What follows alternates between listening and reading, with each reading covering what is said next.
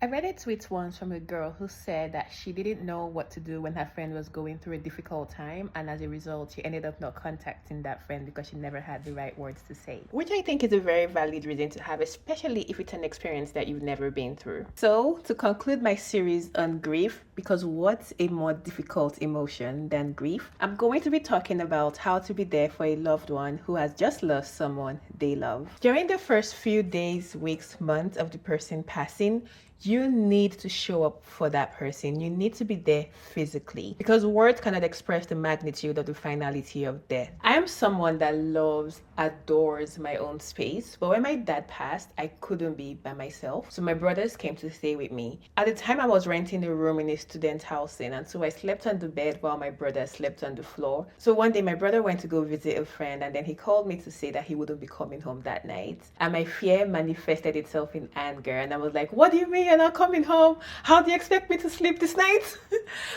So I was very afraid because at the time I was having a lot of lucid dreams about my dad, and I saw him in my dream every night, and he was so robust. It felt so real that I could touch him. But every time I ran towards him to embrace him, I would wake up and it's like pitch black, and I would get so scared. So I can just imagine if I woke up and there was nobody around me. That would have been very depressing. I understand life. I know sometimes the circumstances of life will not let you show up physically for the person that you love as well. And so another option is definitely you have to call. When you call, you don't have to say anything profound. I really hated when people told me my father was in a better place now. And I know that a lot of them meant well, but all I could think of was, what's a better place than being with your family? So just a simple, "I'm so sorry for your loss, I'll be praying for you," is more than okay. And if you do have something genuine and kind to say about the person that passed away, then you're more than welcome to share it. And if you've experienced a similar loss, I wanted to speak to young people. I was 21 when he passed away. I wanted to speak to people that were young and had also experienced the passing of a parent. I wanted to understand how they were able to deal with their sense of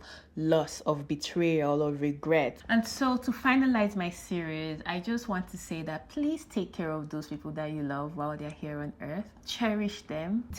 Absolutely take nobody for granted because you never know how long they've been on loan to you. Try to be more understanding, more forgiving, and the only point to life is to love. And so please love as hard as you can, and the moment that they're gone, they're gone.